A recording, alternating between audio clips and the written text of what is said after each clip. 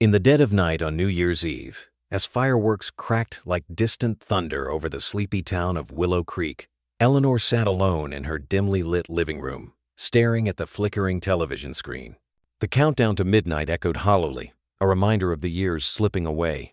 At 78, with her children scattered across the country and her husband gone for a decade, the holiday felt like a cruel joke. She clutched a faded photo of her family, tears welling in her eyes, whispering to the empty room, "Just one more year without you all." That's when she heard it, the low rumble of engines, growing louder, like a storm approaching. Her heart skipped. Bikers? In this quiet neighborhood? She peeked through the curtains, fear mixing with curiosity, as a pack of leather-clad riders pulled up outside her door. The bikers were legends in Willow Creek, the Iron Wolves, known for their roaring Harleys and intimidating tattoos that snaked up their arms like vines of rebellion. Led by Jax, a burly man with a scarred face and a perpetual scowl, they ruled the backroads, chasing freedom from their own haunted pasts. Jax had formed the club after losing his job at the mill, pulling in misfits like him, veterans, ex-cons, dreamers who'd fallen hard. They weren't the type for holiday cheer. Rumors swirled of bar fights and midnight runs that left folks crossing the street. But tonight, something was different. As Eleanor watched, frozen in place, Jax dismounted his bike, his boots crunching on the snow-dusted path. He carried a small, wrapped box, and behind him, the others unloaded sacks from their saddlebags, their faces softened by the glow of streetlights. Jax knocked gently, his massive fist barely tapping the wood. Eleanor hesitated, her hand trembling on the doorknob. Who is it?" she called, her voice frail. "It's Jax, ma'am, from the Iron Wolves. We ain't here to cause trouble. Got something for you." Against her better judgment, she opened the door a crack. The cold air rushed in, carrying the scent of leather and exhaust. Jax's eyes, usually hard as steel, held a surprising warmth. "Heard from the folks at the community center that you've been alone this holiday. We brought a little something to brighten it up." He handed her the box, wrapped in shiny red paper with a bow that looked comically out of place in his rough hands. Eleanor's eyes widened. Inside was a handmade quilt, stitched with patterns of stars and hearts, and a card that read, "From one lone wolf to another, may the new year bring you warmth." Her throat tightened. "Why?" "You don't even know me." Jax shifted uncomfortably, glancing back at his crew, who nodded encouragement. "Truth is, ma'am, we do this every year. Started small, just for our own. But life's got a way of kicking you when you're down. We figure, why not spread a little joy instead?" As Eleanor invited them in, shocking herself with the boldness the story unfolded, the Iron Wolves weren't always messengers of joy. 5 years ago, Jax's little sister, Mia, had been battling cancer. She was only 12, full of life despite the tubes and machines. New Year's Eve was her favorite. She'd dream of fireworks and fresh starts. But that year, isolated in the hospital, she felt forgotten. Jax, desperate to lift her spirits, rallied his biker buddies. They rode through the night, delivering handmade cards and toys to kids like her, turning their fearsome reputation into something magical. Mia called them angels on wheels, her eyes lighting up as they roared into the parking lot. But the twist came that fateful night. As they left the hospital, a blizzard hit, stranding them. Mia passed away before dawn.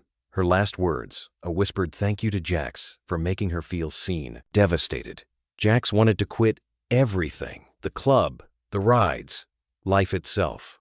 Yet, in her memory, the bikers vowed to continue. Every New Year's Eve, they became secret messengers, seeking out the lonely, the grieving, the overlooked. They scoured community lists, listened to whispers in diners, and mapped routes to homes like Eleanor's. It was their way of honoring Mia, turning pain into purpose.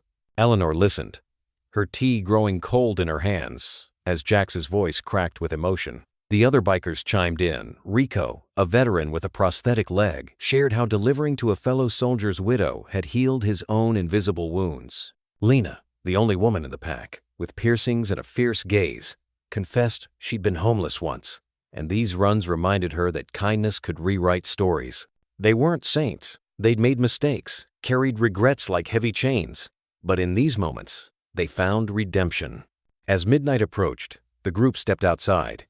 Fireworks burst overhead, painting the sky in gold and crimson. Eleanor, bundled in her new quilt, felt a spark she hadn't known in years. But then came the unexpected twist that shattered the night. Jax's phone buzzed a frantic call from the hospital. A young boy, Timmy, orphaned that very evening in a car accident, was alone in the ward, echoing Mia's fate. The bikers' faces paled. This wasn't on their list. "We gotta go," Jax said, his voice urgent. "But we don't have anything left for him." Eleanor's heart ached. Memories of her own losses flooding back, her husband's sudden heart attack, her children's distant calls. In a surge of emotion, she rushed inside, grabbing the photo album from her shelf, filled with pictures of happier times, and a small teddy bear her grandson had left behind. "Take these," she insisted, pressing them into Jax's hands. "Tell him he's not alone, that strangers can become family." The bikers stared, moved by her selflessness. Jax hugged her tightly, his tough exterior crumbling. "You're one of us now, Eleanor. A wolf with a heart of gold."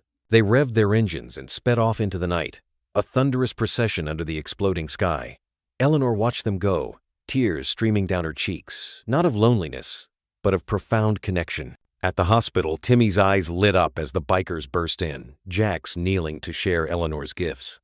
"This is from a lady who knows what it's like to hurt," Jax said softly. "She says the new year brings messengers when you need them most."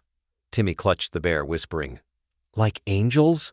The climax hit Jax like a wave. He realized this wasn't just about Mia anymore. It was a chain of humanity, linking the broken to the healing. Back home, Eleanor picked up her phone, dialing her children for the first time in months, her voice steady with newfound hope. As the first light of the new year dawned, the Iron Wolves gathered at their clubhouse, exhausted but alive with joy. They delivered more than gifts. They'd reignited souls. And in Willow Creek, whispers spread of the bikers who turned roars into blessings. In the end, it's not the thunder of engines or the flash of fireworks that defines us, but the quiet acts of kindness that echo through the darkness. For when we reach out selflessly, we become messengers of joy, proving that even the roughest hearts can spark a light that warms the world. Eleanor smiled at the horizon, knowing that humanity's true power lies in choosing compassion, one unexpected ride at a time.